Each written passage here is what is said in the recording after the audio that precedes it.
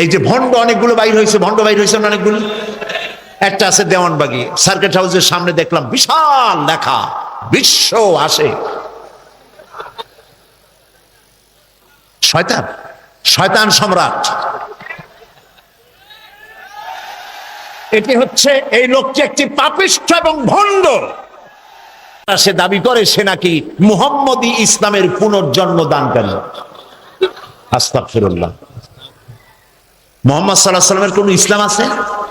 তাহলে মুহাম্মদী ইসলাম কি? ও যে জাহেল, লেখাপড়া জানে না, আলেম না, এটাই তার প্রমাণ। মুহাম্মদ সাল্লাল্লাহু আলাইহি ওয়াসাল্লামের কোন ইসলাম নয়। ইসলাম কার? চিল্লায় বলো। ইসলাম হচ্ছে আল্লাহ তাআলা, উনি তার প্রচারক, সর্বশ্রেষ্ঠ প্রচারক।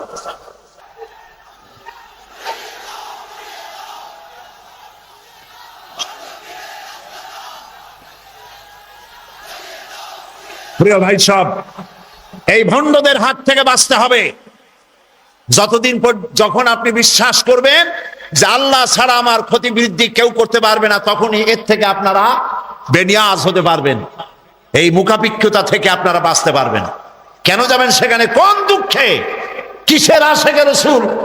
রসুলরা যখন গাল দিল সালমান রুশদি স্যাটানিক ভার্সেস বইয়ের মধ্যে, রসুলকে গাইলাইলো। আমার মা, আমাদের মা হযরত আয়েশা রাদিয়াল্লাহু তাআলা আনহাকে গালি দিল। ঢাকা শহরে মদ খায়, জীবনেও নামাজ পড়ে না মুসলমান, সে মদ ছাড়া থেকে বেরিয়ে বাইরে রাস্তায় চলে এসেছে। আমি নামাজ না পড়তে পারি, আমি মদ বা বাজে কোনো গুনার কাজ করতে পারি, কিন্তু আমার রসুলকে গালি দিয়েছে, জীবন রেখে লাভ কি? শহীদ হয়ে গিয়েছে। তুমি কোথায় ছিলা দেওয়ানবাগী ভণ্ড? এই দেশে ইসলামের মুসলমানদের উপর অত্যাচার হয়েছিল গত 5 বছর। 252টি মাদ্রাসা বন্ধ করা হয়েছিল, 26,000 আলেমদেরকে গ্রেফতার করা হয়েছিল। ভণ্ড দেওয়ানবাগী কোথায় ছিলি?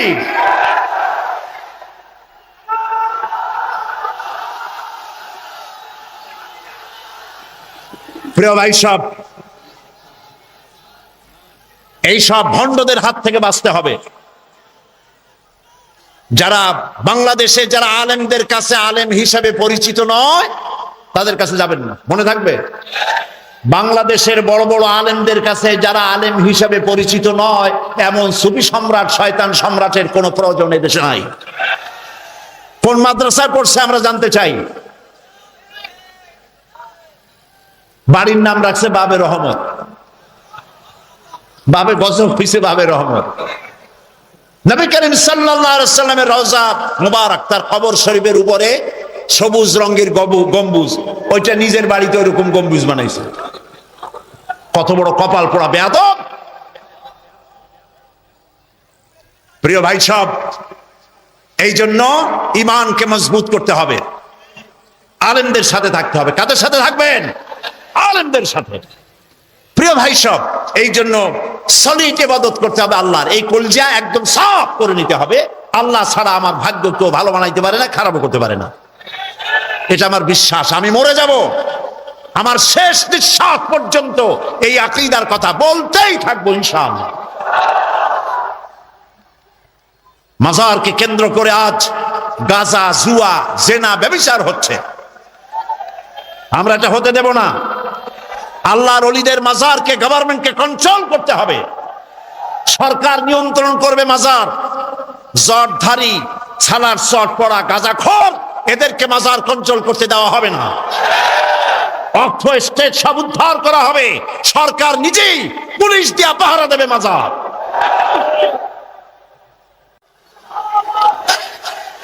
প্রিয় ভাই সব, আল আবিদুন ইবাদতকারী। ইবাদত হবে, ইবাদত হলো সব থেকে গুরুত্বপূর্ণ টাইটেল, আব্দ। আমরা সবাই আব্দ। আমরা সবাই কি? আব্দ মানে কি? গোলাম। বলেন আব্দ মানে কি? গোলাম। কার গোলাম? আরেকটি কথা বলে নেই, আমরা কোনো পীরের গোলাম নই।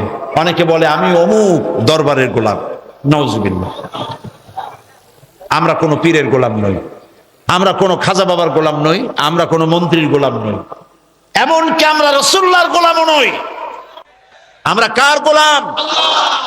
নবী করিম সাল্লাল্লাহু আলাইহি ওয়াসাল্লাম কখনো বলেন নাই যে আমার গোলাম হও, তিনি বলেননি। আমরা তার উম্মত। এবং মুহাম্মদ সাল্লাল্লাহু আলাইহি সাল্লাম সারা পৃথিবীর সর্বশ্রেষ্ঠ মানুষ, তার চাইতে সম্মানিত ব্যক্তি আকাশের নিচে আল্লাহর পরে আর কেউ নাই। আমরা তাকে কলিজা দিয়ে সম্মান করি, সুবহানাল্লাহ। আমরা তার জন্য জীবন দিতে পারি, আমরা তার জন্য তার নামের উপরে জীবন উৎসর্গ করে দিতে পারি। সুতরাং ইবাদত হবে আল্লাহ তাআলার, এখানে নির্ভেজাল ইবাদত।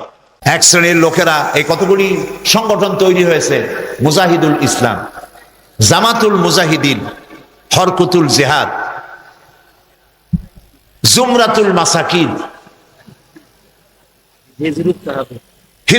হিজবুত তাহরীর, হিজবুত তাওহীদ, এই ধরনের কিছু নাম দিয়া গোপনে গোপনে বোমা বানাতে গিয়া সর্বনাশ করিয়া ইসলামের ঘাড়ে এগুলো উঠাবার চেষ্টা করে। এগুলার নামের সাথে আমরা পরিচিত নই, বাংলাদেশে এই নাম আমরা কোনোদিন শুনি নাই, কি কোন ঠিক কিনা? সুতরাং এই কাজগুলি যারা করে, আপনাদের চোখে যদি ধরা পড়ে হিজবুত তাওহীদ, হিজবুত তাহরীর, এই জাতীয় লোকেরা যদি ধরা পড়ে, ডাইরেক্ট ধরে নিয়ে পুলিশের হাতে তুলে দিবেন। এদের সাথে আমাদের কোনো সম্পর্ক নাই। গোপন আন্দোলনে, বোমা মারার আন্দোলন ইসলাম বিশ্বাস করে না। বামপন্থী পত্রিকাগুলো আপ্রাণ চেষ্টা চালাচ্ছে দেশের সর্বশ্রেষ্ঠ ইসলামী আন্দোলনের ঘাড়ে বোমা বাজি ঘটনাকে তুলে দেওয়ার জন্য।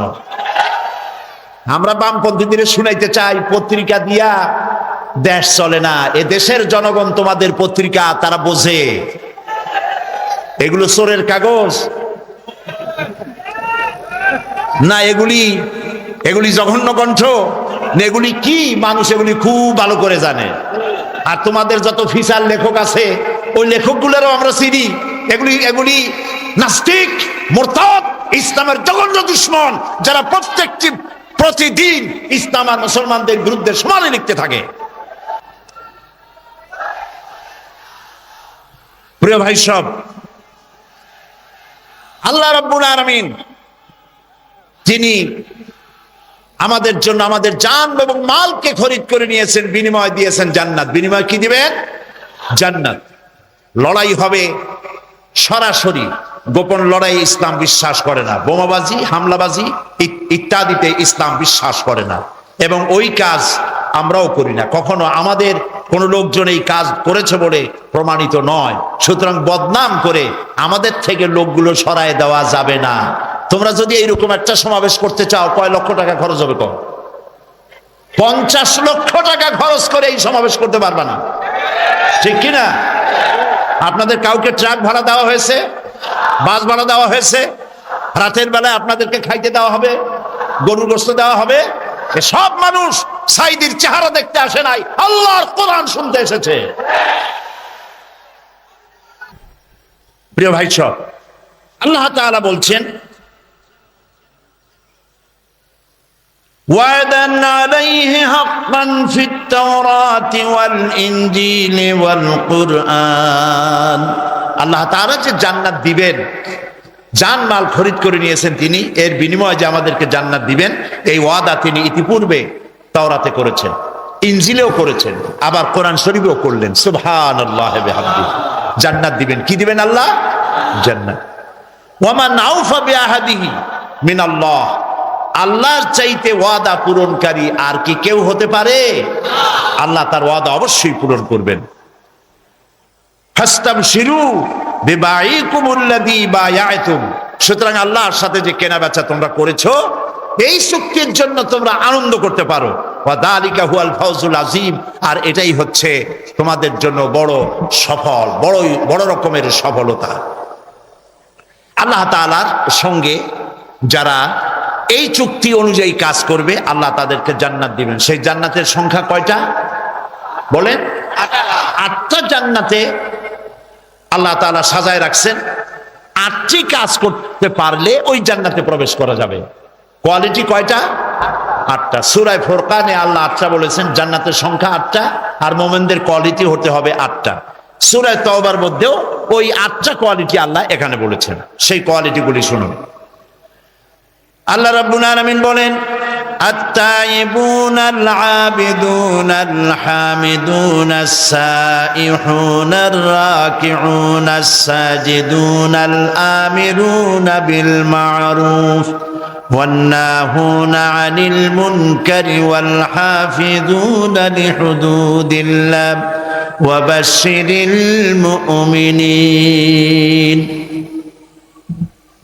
التائبون বারবার প্রত্যাবর্তনকারী, বারবার তওবাকারী, আল আবিদুন আর আল্লাহর তাঁর ইবাদতকারী, ওয়াল হামিদুন এবং আল্লাহর প্রশংসাকারী, আস-সাইহুন এবং পরিভ্রমণকারী, আর রাকিউন আস-সাজিদুন এবং আল্লাহর উদ্দেশ্যে রুকুকারী এবং সেজদাকারী, আল আমিরুন বিল মারুফ সৎ কাজের আদেশ দানকারী, ওয়ান নাহুনা আনিল মুনকার এবং অসৎ কাজ থেকে বিরতকারী, ওয়াল হাফিজুন লিহুদুদিল্লাহ আর আল্লাহর সীমানা সংরক্ষণকারী, ওয়াবাশশিরিল মুমিনিন এই গুণসম্পন্ন লোকদেরকে আল্লাহর পক্ষ থেকে সুসংবাদ দাও। সুবহানাল্লাহ। মুমিনদের জন্য আল্লাহর সুসংবাদ দাও। কিসের সুসংবাদ?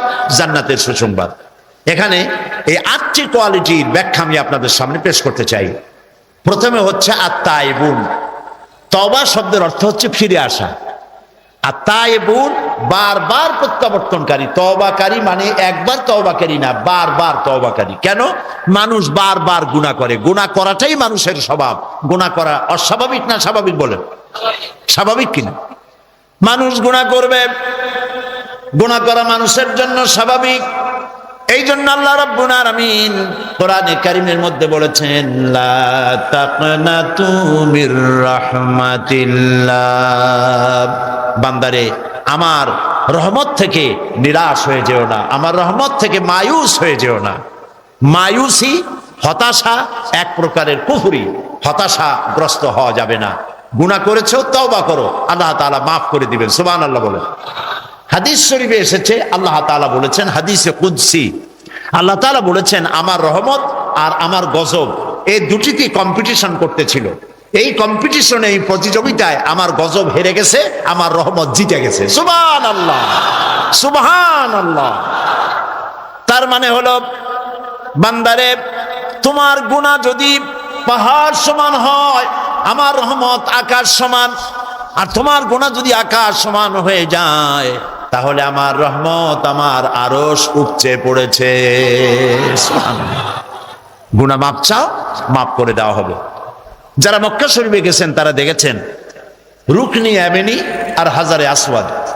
রুকনি ইয়ামানি, হাজারে আসওয়াদ, এই জায়গাটায় কাবা শরীফের গিলাফের উপরে অনেকগুলি আয়াত আছে। তার মধ্যে একটি আয়াত এরকম আছে, ওয়া ইন্নী লাগাফফারুন লিমান তাবা ওয়া আমিলা সালিহান সুম্মা ইহতাদা। আল্লাহ তাআলা বলেন, নিশ্চয়ই আমি ক্ষমাশীল, নিশ্চয়ই আমি ক্ষমাশীল, আমি দয়াবান। যে ব্যক্তি তওবা করে আর তওবার উপরে প্রতিষ্ঠিত থাকে, গুনাহ আর করে না, আমি তার জন্য ক্ষমাশীল, আমি তার গুনাহকে মাফ করে দেব।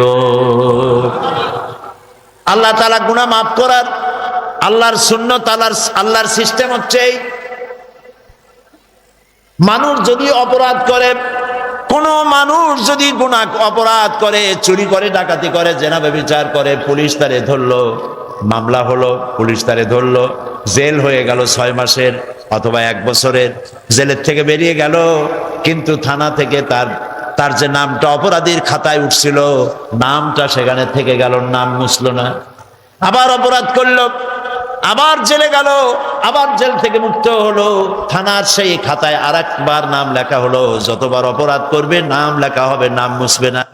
কিন্তু আল্লাহ তাআলার সুন্নত ভিন্ন রকম। মানুষ গুনাহ করে, গুনাহ করি, বান্দা যখন তওবা করে, রব্বুল আলামিন বলেন, শুধু গুনাহ মাফ করি না, গুনার খাতা থেকে নামটাও আমি আল্লাহ মুছে ফেলে দেই। নামটাও থাকে না, সুবহানাল্লাহ, নাম মুছে ফেলে দিই। এবং আত-তায়েবু আনিজ যামবে কামান লা যামবা লাহু, গুনাহ থেকে যে ব্যক্তি তওবা করলো, তার অবস্থা যেন এই সে কোনো গুনাহই করে নাই। সুবহানাল্লাহ, সে যেন কোনো গুনাহই করে নাই। তার গুনাহকে আল্লাহ তাআলা গুনাহগুলিকে নেকি দিয়ে পরিবর্তন করে দেন। সুবহানাল্লাহি ওয়া বিহামদিহি। এই জন্য যারা আমরা সবাই গুনাহগার, গুনাহ করতেই পারি। গুনাহগার, নানাভাবে গুনাহ আমরা করেছি, হাত দিয়ে, পাও দিয়ে, চোখ দিয়ে, মুখ দিয়ে, আমলে আখলাকি হাজার অপরাধ করেছি। এই অপরাধের বোঝা নিয়া বান্দা যখন আল্লাহর দরবারে হাত তুলে আর চোখের পানি ফেলে দেয়, আল্লাহর নবী বলেছেন, বান্দা যখন আল্লাহর ভয়তে, জাহান্নামের ভয়তে যখন কান্দে, চোখের পানি নাকের অর্ধেক আসতে না আসতে আল্লাহ তারে মাফ করে দেন। বান্দা যখন হতাশাগ্রস্ত হয়ে বান্দা যখন কাঁদতে থাকে আর ডাকতে থাকে, ইয়া আল্লাহ, ইয়া রহমান, ইয়া রহিম, ইয়া হাইয়ু, ইয়া কাইয়ুম, একটুখানি তাহাজ্জুদে ওঠেন। গভীর রাত্রে ঘরের সবাই যখন ঘুমানো, আপনি তখন উঠুন, উজু করে একাকী রুমের ভিতরে ঢুকে তাহাজ্জুদের নামাজ আদায় করে চোখ বন্ধ করে যদি ডাকতে থাকেন মধুর সুরে, ইয়া আল্লাহু, ইয়া রহমানু, ইয়া রহিমু, ইয়া হাইয়ু, ইয়া কাইয়ুম পড়েন, ইয়া আল্লাহু, ইয়া রহমানু, ইয়া রহিমু, ইয়া হাইয়ু, ইয়া কাইয়ুম। আল্লামা ইকবাল বলেছেন, দিল সে जो बात निकलती है असर रखती है पर नहीं मगर ताकते परवाज रखती है। দিল থেকে যে কথা উচ্চারিত হয়, মুখের কথা আর মনের কথা ভিন্ন রকম। মন থেকে যে কথা জিহ্বা দিয়ে উচ্চারিত হয়, এ কথা প্রভাব বিস্তার করে, ডানা না থাকলেও উঠতে সক্ষম হয়। তার মানে হলো, বান্দা যখন অন্তরের অন্তঃস্থল থেকে, মনের গহীন কন্দর থেকে একটিবার ডাক দেয় আল্লাহ, কি সুন্দর নাম, সুবহানাল্লাহ, সুবহানাল্লাহ। আমার আল্লাহর নাম কত মধুর। আল্লাহ নয় কিন্তু আল্লাহ। বলুন তো কি? আবার বলুন, আবারও বলুন। মনের মনি কোঠা থেকে মোহব্বতের সাথে বান্দা যখন অশ্রুসিক্ত নয়নে একবার যদি ডাকে আল্লাহ, আল্লাহ রাব্বুল আলামিন ৭০ বার সাড়া দিয়া জিজ্ঞেস করেন, বান্দা কি চাও, আমি হাজির। আল্লাহরে ডাকার জন্য মাইকের দরকার নাই, আল্লাহকে ডাকার জন্য চিৎকার মারার দরকার নাই। মনে মনে ডাকলেও তিনি শোনেন, সশব্দে ডাকলেও শোনেন, ফিস ফিস করে ডাকলেও তিনি শুনতে পান। বান্দা যখন ডাকেন, আল্লাহ তাআলা শুনায় দিয়েছেন, আমি তো বেশি দূরে নই, ওয়া নাহানু আকরাবু ইলাইহি মিন হাবলিল ওয়ারিদ। আমি তোমার শাহরগ, যে রগের উপরে তোমার মাথাটা বসানো, এই রগের চাইতে আমি তোমার বেশি নিকটবর্তী। আমার আল্লাহ এত কাছে, সুবহানাল্লাহ বলুন। আল্লাহর চাইতে দয়াশীল আর কেউ নাই। কত দয়া! রহমতকে তিনি ১০০ ভাগ করছেন, সুবহানাল্লাহ কোন ১০০ ভাগ করছেন রহমত, দয়া ১০০ ভাগ করিয়া একটা ভাগ ছড়ায় দিয়েছেন তামাম পৃথিবীতে। আদম আলাইহিস সালাম থেকে নিয়ে কিয়ামত পর্যন্ত এই একটা ভাগ। একটু খুব মাথা খাটায় কথাটা শোনেন, বিবেক খাটায়া মনোযোগ সহকারে। রহমতকে ১০০ ভাগ করে ৯৯ ভাগ নিজের কাছে, একটি ভাগ ছড়ায় দিয়েছেন গোটা পৃথিবীতে। সেই একটি ভাগের মধ্য থেকে যতটুকুন মুরগি ভাগে পেল, মুরগি যেটুকুন পেয়েছে সেই মহব্বতে নিজের জীবনটাকে বাজি রেখে বাচ্চা বাঁচাবার জন্য শিয়ালের পিছনে দৌড়ায়। চিন্তা করছেন? যেটুকুন ভাগ মা পেয়েছে, মা আমার জন্য তার জীবন বেরিয়ে যায়, আমার জন্য, আমার সন্তানের জন্য আমার জীবন বেরিয়ে যায়। একটা ভাগের যেটুকুন পেলাম, তাতে যদি মহব্বতের এত তীব্রতা হয় বউয়ের জন্য, ছেলের জন্য, মায়ের জন্য, সন্তানের জন্য, তাহলে এই মহব্বতের ৯৯টা ভাগ যে আল্লাহর কাছে বান্দার প্রতি তার কত দয়া। নবীজি বলেছেন, আমার সাহাবীরা শোনো, আল্লাহ রাব্বুল আলামিন বলেছেন, ও আমার হাবিব, কোন বৃদ্ধ মানুষ, কোন বুড়া মানুষ চলতে পারে না। এই লোকটি যখন আমার দরবারে হাত তুলে যখন কান্দে আর বলে, আল্লাহ, আগের মতো রোজগার করতে পারি না বলে সংসারে আমার কোনো দাম নাই, আমি আগের মতো চোখে দেখি না, আগের মতো কানে শুনি না, আগের মতো দাঁড়াইতে পারি না, হাঁটতে পারি না, কোনো জায়গায় মূল্য নাই, দাম নাই, আর তোমার কাছে যে আমি চাইবো সাহসও পাই না, কারণ বিগত জীবনটা নাফরমানি করে কাটাইছি। তুমি করেছো মেহেরবানি, আমি করেছি নাফরমানি, চাওয়ার মতো পথ হারিয়ে ফেলেছি বাবু, তুমি ছাড়া আমার কেউ নাই। আল্লাহ বলেন, ও আমার নবী, আমার বৃদ্ধ বান্দা যখন এভাবে কাতরাতে থাকে, আমার তখন শরম হয় এই বুড়া বান্দাটারে কেমনে খালি হাতে ফিরাই। আল্লাহ রাব্বুল আলামিন জান্নাতে যাওয়ার জন্য যে 8টা কোয়ালিটি, 8টি গুণ বলেছেন, তার প্রথম গুণ হলো আত-তাইবুন, তওবাকারী, বারবার প্রত্যাবর্তনকারী।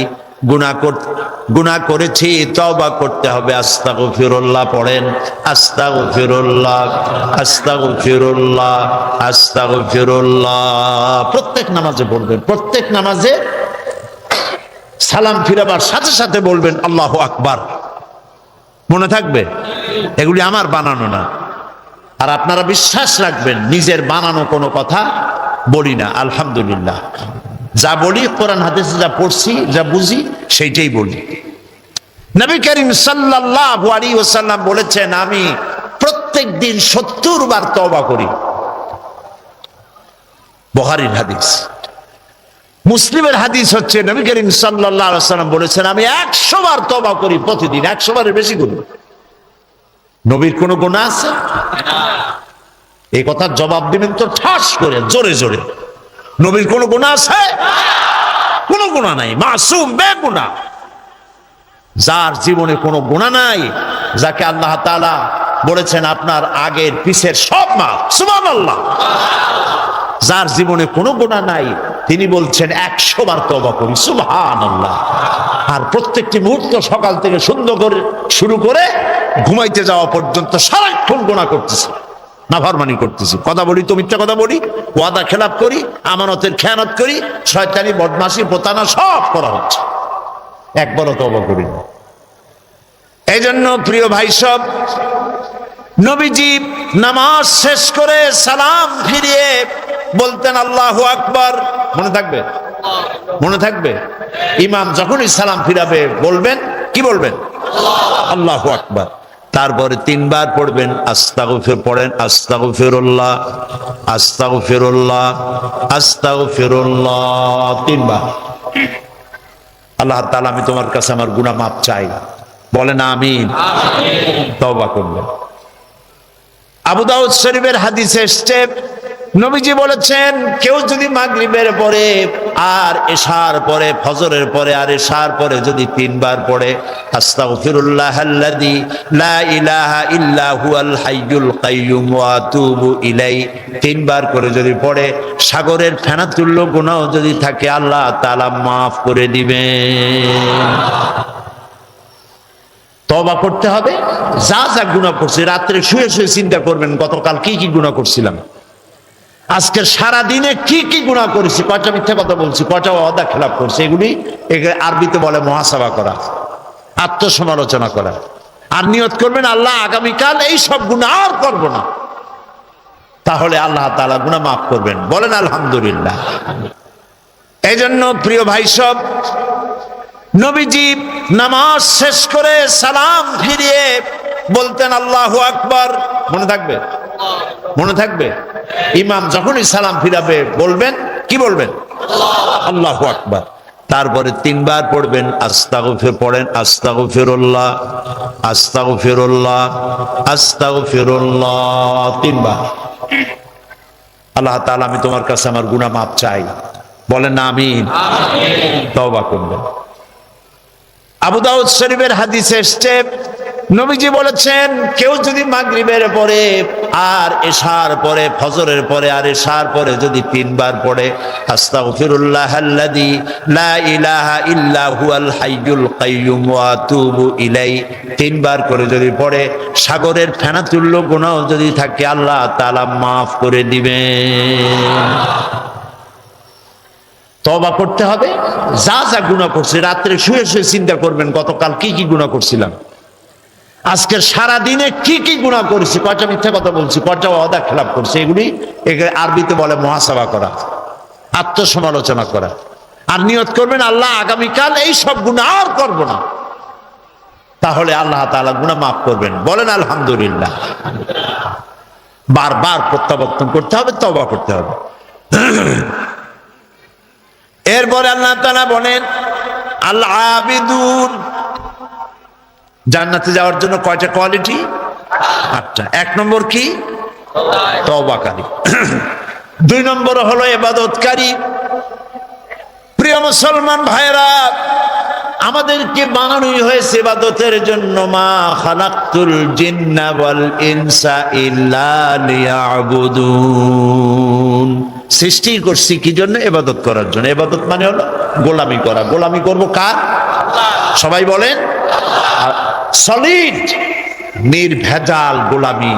এই গোলামিতে কাউকে, আল্লাহর ইবাদতের মধ্যে কাউকে শরীক স্থাপন করা যাবে না। সাফ। আল্লাহ আমাদের কলিজা সাফ করে দিন, বলে না আমি। এই সিনার ভেতরে আল্লাহর মহব্বত ছাড়া এত বেশি মহব্বত কাউকে করব না। পারবেন এই নিয়ত করতে? এবং আল্লাহর ইবাদতের সাথে কাউকে শরীক স্থাপন করব না। বিশ্বাস থাকবে কলিজার মধ্যে, আল্লাহ ছাড়া আমার ক্ষতি, বৃদ্ধি, লাভ, লোকসান কেউ করতে পারে না আল্লাহ ছাড়া। খাইরিহি ওয়া শাররিহি মিনাল্লাহি তাআলা, ভালো মন্দ সবটার মালিক কে? বলেন। এই বিশ্বাস থাকলেই আমরা আল্লাহ তাআলার গোলামে পরিণত হয়ে যাব। আর কলিজার মধ্যে যদি ভয় থাকে, অমুক মাজারে গেলে, অমুক কবরে গেলে, অমুক পীরের কাছে গেলে আমার ভাগ্য ভালো হয়ে যাবে, এটার নামই হলো শিরিক। এটা করা যাবে না। আল্লাযীনা ইম্মাক্কান্নাহুম ফিল আরদ আকামুস সালাত ওয়া আতাউজ যাকাত ওয়া আমারু বিল মারুফ ওয়া নাহাউ আনিল মুনকার। আল্লাহ রাব্বুল আলামিন বলেন, আমি যদি মানুষকে, মুমিনদেরকে যদি ক্ষমতায় দেই, 4খানা কাজ করবে। কয়খানা বলুন? মুমিন ব্যক্তিদের যদি আমি ক্ষমতা দেই, 4টা কাজ করবে। প্রথম কাজ হলো, প্রথম নম্বরে নামাজ আদায় করবে, নামাজ কায়েম করবে, নামাজ প্রতিষ্ঠা করবে। অর্ডার দিয়ে দিবে নামাজ পড়তে হবে বাধ্যতামূলক। কোন অফিসার, কোন স্কুল, কোন কলেজ, কোন ইউনিভার্সিটি নামাজের অর্থে চলতে পারবে না। নামাজের সময় বন্ধ করে দিতে হবে। বা জামাত নামাজ আদায় করবে মুসলমান, তারপরে আবার কাজ শুরু করবে। অর্ডার হবে গভর্নমেন্টের পক্ষ থেকে, নামাজ পড়তেই হবে, আল্লাহর হুকুম। অনেকে বলে, কয় হুজুর শুধু তো একটু নামাজ পড়ি না, নইলে আমি লোকটা আসলে খারাপ না। দান সৎকার করি, রোটারি, লায়ন্স, অ্যাপেক্স, লিও, তারপরে ফ্রিমেসন, এই ধরনের অনেক সংগঠনের সাথে থাকে চক্ষু শিবির করি, চোখ ভালো করে দিই, খাবার দিই, শীত বস্ত্র দেই। আমি লোক খারাপ না, শুধু যা নামাজ পড়ি না তাই বলে আমার ইমান নষ্ট হলো নাকি? আমি বলি, মিয়া ইমানই তো নাই, তার নষ্ট হবে কি? ইমাম থাকার জন্য নামাজ জরুরি। যার নামাজ নাই, লা দীনা লিমান লা সালাতা লাহু, যার কাছে নামাজ নাই তার কাছে ঈমান।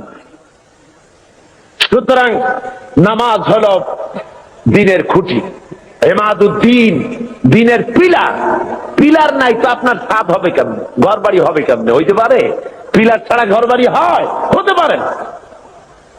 সুতরাং নামাজ প্রতিষ্ঠা যে গভর্নমেন্ট করে না, ভালো কাজের আদেশ করা এবং অন্যায়ের প্রতিরোধ যে করে না, আর সেই গভর্নমেন্টের অধিকার নাই যাকাত বোর্ড গঠন করে যাকাত আদায় করা।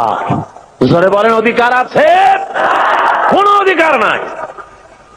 ভালো কাজের আদেশ করা তো দূরের কথা, অন্যায়ের প্রতিরোধ তো দূরের কথা, বর্তমান গভর্নমেন্টের সময় সবচাইতে বেশি অবৈধ কার্যকলাপ বেশি ঘটেছে, বলেন ঠিক কিনা? সুতরাং শরীরের ভিতরে যদি হয় ক্যান্সার, ব্লাড ক্যান্সার অথবা হার্ট ক্যান্সার, মাথায় যদি লক্ষ্মীবিলাস মাখে, লক্ষ্মীবিলাস তেল, আশ্চর্য মলম যদি বুকে মাখে, ক্যান্সারের কোন উপকার হবে? হবে না। দেশটারে বেহায়ামি, অশ্লীলতা, মদ, জুয়া, জেনা, ব্যভিচার, সুদ, ঘুষ দিয়ে ভরে ফেলানো হয়েছে। সুতরাং আপনার এই যাকাত বোর্ড গঠন করে এই দেশকে ভালো বানাবার কোন উপায় হতে পারে না। সেই জন্য রাসূল বলেছেন, ইসলামী গভর্নমেন্টের হক হলো যাকাত আদায় করবে, যদি কেউ না দেয় তাহলে জবরদস্তি করে আদায় করবে। হযরতে আবু বকর সিদ্দিক রাদিয়াল্লাহু তাআলা আনহু যাকাত মুনকিরিনে যাকাত, যারা যাকাত দিতে অস্বীকার করেছিলেন, তাদের সম্পর্কে তিনি বলেছিলেন, ওয়াল্লাহি লাউ কাতিলান্না মান ফাররাকা বাইনাস সালাতি ওয়াজ যাকাত, আল্লাহর কসম আমি যুদ্ধ ঘোষণা করব, জিহাদ করব যারা যাকাত দিতে অস্বীকার করে। অর্থাৎ কাফেরদের বিরুদ্ধে জিহাদ করা যেমন ফরজ মনে করি, অনুরূপ ভাবে আমি যারা যাকাত দিতে অস্বীকার করে তাদের বিরুদ্ধে জিহাদ ঘোষণা করতে, জিহাদ করা আমি ফরজ মনে করি। সুতরাং মুসলমান সমাজের মধ্যে, ইসলামী সমাজে যাকাত গভর্নমেন্ট আদায় করে, জনগণের অভাব প্রয়োজন মিটায় দেয়। কেউ 10 তলায় বাস করবে আর কেউ গাছতলায় থাকবে, এই সিস্টেম ইসলামের কাছে নাই। ইসলাম মানুষকে সমান করে দিতে পারে, এই ব্যবস্থা পৃথিবীতে আর কেউ করে দিতে পারে না। রাসূল পাক সাল্লাল্লাহু আলাইহি ওয়াসাল্লাম বলেছেন, তিনি আজকে যেমন পৃথিবীতে ব্যাংক আছে, এরকম একটি ব্যাংক উদ্বোধন করেছিলেন আল্লাহর নবী। আজকের ব্যাংকগুলি তো সুদভিত্তিক ব্যাংক, আর হুজুর যে ব্যাংক উদ্বোধন করেছিলেন সে ব্যাংকের নাম ছিল বাইতুল মাল। কি নাম ছিল? বাইতুল মাল নামক ব্যাংক উদ্বোধন করতে গিয়ে আল্লাহর নবী বলেছিলেন, মান তারাকা দায়নান আউদিয়ান ফালাইয়া। আল্লাহর নবী বলেন, যদি কোন ঋণগ্রস্ত ব্যক্তি ঋণ পরিশোধ না করে যদি মারা যায়, তাহলে আমি মুহাম্মদ সাল্লাল্লাহু আলাইহি ওয়াসাল্লাম তার পূর্ণ ঋণের ভার নিয়ে নিলাম। শুধু ঋণ শোধের ভারই নিলাম না, তার বিধবা স্ত্রী এবং তার অসহায় ছেলে পেলে এতিম বাচ্চাগুলি সবগুলির বোঝা আমি মুহাম্মদ সাল্লাল্লাহু আলাইহি ওয়াসাল্লাম আমার কাঁধে উঠায়া নিলাম। এর নাম ইসলামী স্টেট। রাষ্ট্রপ্রধান গোটা দেশের সবকিছুর জন্য তাকে দায়ী হতে হয় এবং জনগণের খেদমত করার জন্য প্রস্তুতি নিতে হয়। আর এই পথ একমাত্র দিতে পারে ইসলাম, আর কেউ দিতে পারে না। সেই জন্য ইসলাম এই যাকাতের ভিত্তিতে, যাকাত ব্যবস্থার মাধ্যমে জনগণকে ইসলামের পথ দেখিয়েছে, তাদেরকে অভাব অভিযোগ দূর করেছে, খাওয়া পড়া, শিক্ষা, চিকিৎসা, বাসস্থানের গ্যারান্টি দিয়েছে। এই ব্যবস্থা আর কেউ দিতে পারে না। আল্লাহ রাব্বুল আলামিন কোরআনে কারীমের মধ্যে বলেন, কায়লা ইয়াকুনা দুলাতাম বাইনাল আগনিয়াই মিনকুম, তোমাদের কিছু সংখ্যক ধনীদের হাতে যেন সম্পদ পুঞ্জীভূত হয়ে না থাকে, গুটি কয়েক ধনীদের কাছে যেন সম্পদ পুঞ্জীভূত হয়ে না থাকে, বরং তা স্প্রেড করে গোটা সমাজের মধ্যে যেন যাকাত সৎকার আকারে তা যেন ছড়িয়ে যায়।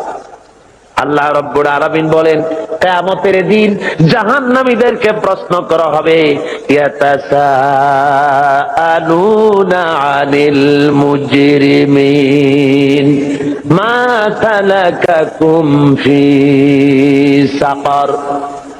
জাহান্নামীদেরকে জিজ্ঞাসা করা হবে, কেন তোমরা আজকে জাহান্নামে এলে?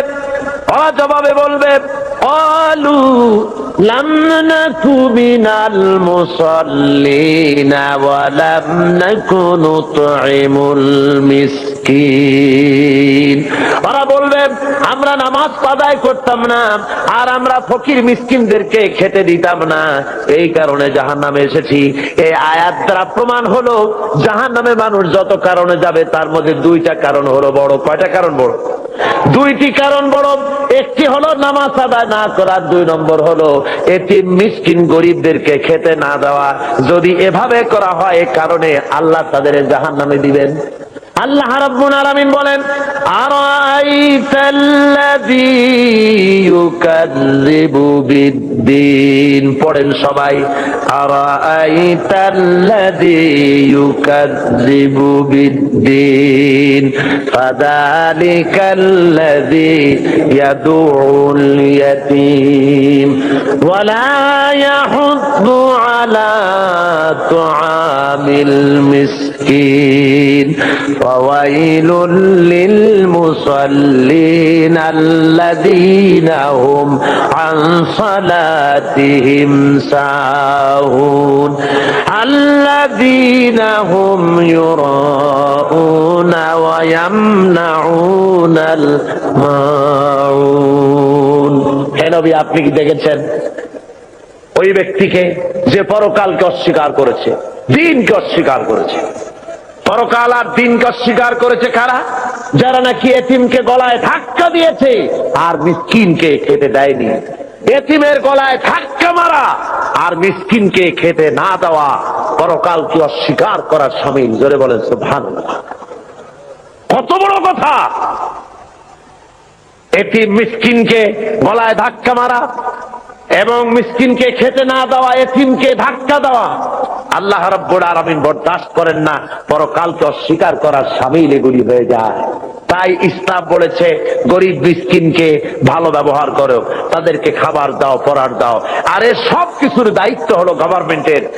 ইসলামিক গভর্নমেন্ট যদি হয়ে যায়, কোরআনের রাজ যদি কায়েম হয়ে যায়, তাহলে কেউ 1000 বিঘা জমির মালিক হবে আর কারো রান্নাঘর উঠাবার জায়গা থাকবে না। এই ব্যবস্থা ইসলাম হলে এ ব্যবস্থা থাকতে পারবে না।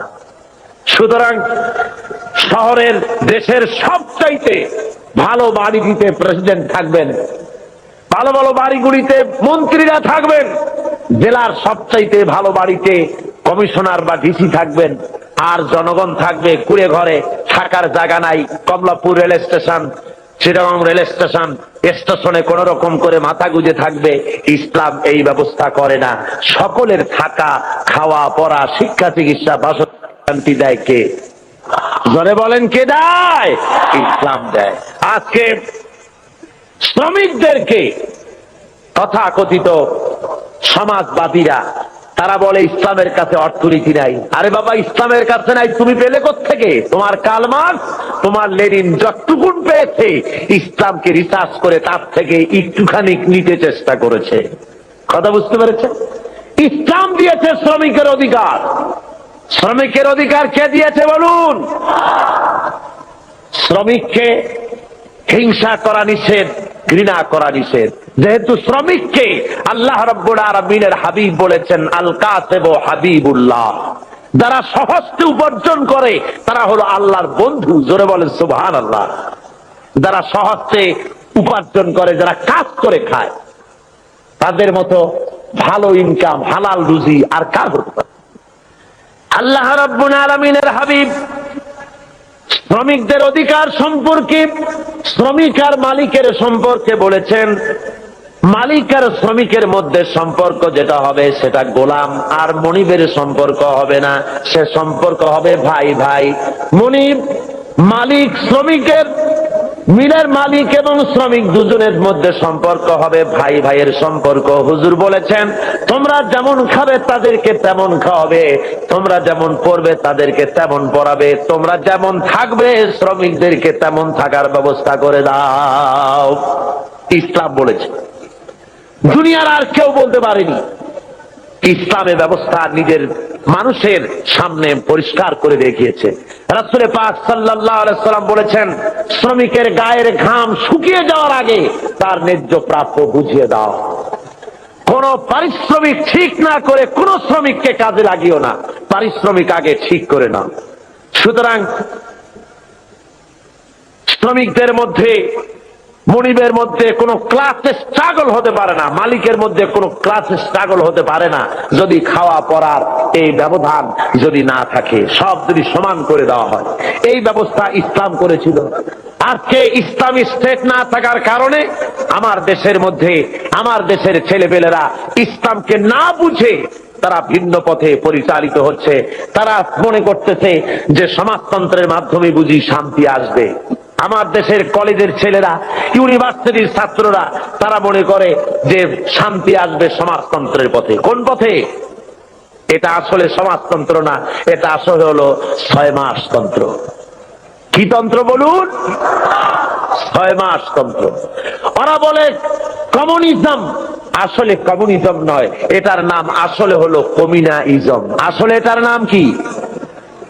অর্থাৎ এর চাইতে পচা মতবাদ, এর চাইতে মানবতা বিধ্বংসী মতবাদ আল্লাহর জমিনে আর একটাও হতে পারে না। পৃথিবীতে মানবতা বিধ্বংসী মতবাদ 2টা। জোরে বলেন কয়টা? একটা হলো পুঁজিবাদ, আর একটা হলো সমাজবাদ। এই 2টি মতবাদ গোটা দুনিয়ার মানুষকে জ্বালিয়ে পুড়িয়ে শেষ করে দিল। ওই সেদিন লোকেরা বলল যে এইবার দুনিয়ার শান্তি হবে। কেমনে শান্তি হবে? কয় যে দুনিয়ার 2 মহাশক্তি, 2জন শান্তির পায়রা ওয়াশিংটনে মিলিত হচ্ছেন। একজন রাশিয়ার গর্বাচেভ, আর একজন কি আমেরিকার রোনাল্ড রিগান। বললেন যে এইবার পৃথিবীতে শান্তি হবে। ওরা হলো শান্তির পায়রা। আমি বললাম ওরাই যদি হয় শান্তির পায়রা, তাহলে পৃথিবীতে অশান্তির শকুন হবে কারা? গোটা দুনিয়াকে জ্বালিয়ে পুড়িয়ে মেরেছে এরা, এই 2 শক্তি। জোরে বলেন ঠিক কিনা? গোটা বিশ্বকে জ্বালিয়ে পুড়িয়ে শেষ করেছে তারা। মাঝারি পাল্লার ক্ষেপণাস্ত্র তারা বন্ধ করতে এসেছে, অর্থাৎ অস্ত্র বেশি হয়ে গেছে, এখন বন্ধ করা ছাড়া পথ কি? পোড়ায় ফেলা ছাড়া পথ কি? নদীতে ডুবাই দেওয়া ছাড়া পথ কি? গোটা দুনিয়ার সমস্ত গরিব রাষ্ট্রগুলিকে পায়ের তলে রেখে তারা শাসন করবে, শোষণ করবে, এটাই হলো তাদের কাজ। আর এভাবে তারা অগ্রসর হতে থাকে।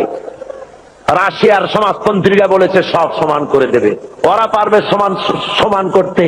গর্বাচেভের বউ যখন, গর্বাচেভের বেগম রাইসা যখন ওয়াশিংটনে যখন নামলেন প্লেন থেকে, সাংবাদিকরা লিখছেন যে তার যে অর্নামেন্ট, তার যে কাপড় চোপড় শরীরে লাগানো ছিল, তা দেখে যুক্তরাষ্ট্রের বড় বড় ধনীদের স্ত্রীরা নিজেদেরকে তাদের সামনে নিতান্ত গরিব বলে মনে করবে। সমান করতেছে। তবে একটা কথা বলেছেন উনি, গর্বাচেভ যখন নামলেন সিঁড়ি থেকে, তখন একটা কথা বলেছেন। সাংবাদিকরা জিজ্ঞেস করেছেন এই বৈঠক আপনি কি মনে করেন, এই বৈঠক সম্পর্কে? উনি বললেন বৈঠককে আমি খুব ভালো মনে করি। আমি মনে করতেছি যে বৈঠক ঈশ্বর আমাদের সহায় হবে, ঈশ্বর আমাদের সহায় হবে। দুনিয়ার পত্র পত্রিকাগুলি কমেন্ট করলো, নাস্তিক্যবাদী রাশিয়ার প্রেসিডেন্ট, নাস্তিক্যবাদী দেশের প্রেসিডেন্ট বলছেন ঈশ্বর সহায় হবে। কথাটা মন্দ না, ভূতের মুখে রাম নাম। কথা বুঝতে পেরেছেন? তবে আজকে একটি জিনিস ভালো লক্ষ্য করা যাচ্ছে, তা হলো এই, গর্বাচেভ আগের মতো অন্যান্য প্রেসিডেন্টের মতো নন, বরং তিনি ভিন্ন চিন্তা করতেছেন। দুনিয়ার বুকে গণতন্ত্র ছাড়া যে পথ নাই, গণতন্ত্রই একমাত্র মানুষকে কল্যাণ দিতে পারে, কমিউনিজমের মতবাদে শান্তি আসতে পারে না, এ কথাটি মনে হয় তার মাথার মধ্যে কিছুটা ঢুকেছে। তাই পুঁজিবাদী গণতন্ত্রের সাথে হাত মিলাবার চেষ্টা করতেছে। কিন্তু শেষ রক্ষা হবে না। পুঁজিবাদও পৃথিবীকে বাঁচাতে পারবে না, আর সমাজবাদও পৃথিবীর ক্ষুধা দারিদ্র থেকে গোটা বিশ্বকে বাঁচাতে পারবে না। এই পৃথিবীকে যদি বাঁচাতে হয়, তাহলে বাঁচাতে পারবে কে বলুন? জোরে বলেন, কে বাঁচাতে পারবে? ইসলাম বাঁচাতে পারবে, আর কেউ বাঁচাতে পারবে না এই পৃথিবীকে।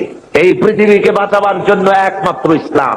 সুতরাং ইসলাম ছাড়া অন্য কোন মতবাদ মানতে আমরা রাজি না। কি বলেন, আপনারা রাজি? ওরা বলে সব সমান করে দেব। আমার বিরুদ্ধে তারা অভিযোগ তোলে, আমি সমাজতন্ত্রের বিরুদ্ধে কথা বলি, কমিউনিস্টদের বিরুদ্ধে কথা বলি। কমিউনিস্টদের বিরুদ্ধে তো কথা বলতেই হবে, যেহেতু তারা আল্লাহকে মানে না। কমিউনিস্টরা কি মানে না বলুন? জোরে বলেন, কি মানে না? কমিউনিস্টরা নাস্তিক, তারা আল্লাহকে অস্বীকার করেছে। মার্কস এন্ড এঙ্গেলস এই বইয়ের ভিতরে 385 পৃষ্ঠায় এর মধ্যে লেখা হয়েছে যে ধর্ম হলো একটি ধর্ম মানুষেরা নিজেরা তৈরি করেছে। ধর্ম বলতে আসলে কোনো জিনিস নাই। কার্ল মার্কস তার on step forward to step back বইয়ের মধ্যে লিখেছেন ধর্ম হলো মানুষের জন্য আফিম। সুতরাং কোন লোক কমিউনিজমের আন্দোলন করে, অথচ মসজিদে যায়, নামাজে পড়ে, মন্দিরে যায়। এই অবস্থা যদি হয় তাহলে বুঝতে হবে যে সে কমিউনিজমের দায়িত্ব পালন করছে না, সে এখনো কমিউনিজমকে বুঝতে পারে নাই। তার মানে হলো তারা সম্পূর্ণ ধর্ম বিরোধী, আল্লাহ বিরোধী। কমিউনিজমের ইতিহাসে আল্লাহর অস্তিত্ব নাই।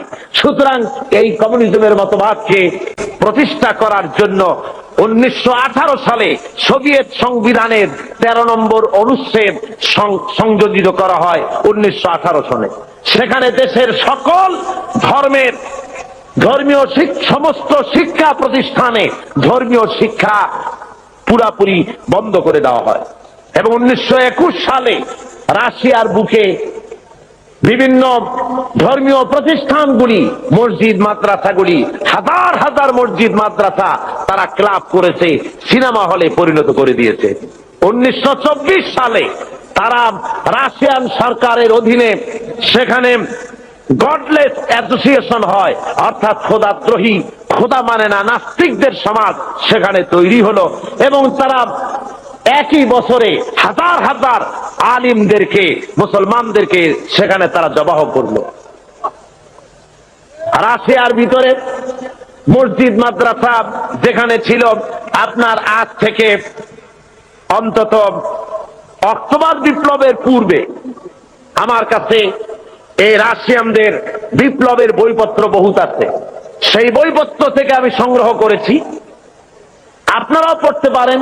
রুশ, ভারত, বাংলাদেশ একটি বই আছে, বাংলাদেশে বেরিয়েছে। এছাড়া অনেক অথেন্টিক বই আমার কাছে আছে রাশিয়া সম্পর্কে। আমি আন্দাজে বক্তৃতা করি না, পড়াশোনা করে বক্তৃতা করি। পুঁজিবাদী দেশ চোখে দেখেছি, সমাজতান্ত্রিক দেশও চোখে দেখেছি, চোখে দেখে তারপরে বক্তব্য রাখি। অক্টোবর বিপ্লবের পূর্বে সোভিয়েত রাশিয়ায় মসজিদের সংখ্যা ছিল 26,279টি, আর 1959 সনে এসে এই মসজিদ দাঁড়িয়েছে 1200-তে। এরপরে এই মসজিদের সংখ্যা আরো কমে গেছে, অর্থাৎ মসজিদগুলি ক্লাব বানানো হয়েছে, নাট্যশালা বানানো হয়েছে, আর যুবক কমিউনিস্টদের তাসা জুয়া খেলার অফিসে পরিণত করা হয়েছে। জোরে কন্যা উজুবিল্লাহ।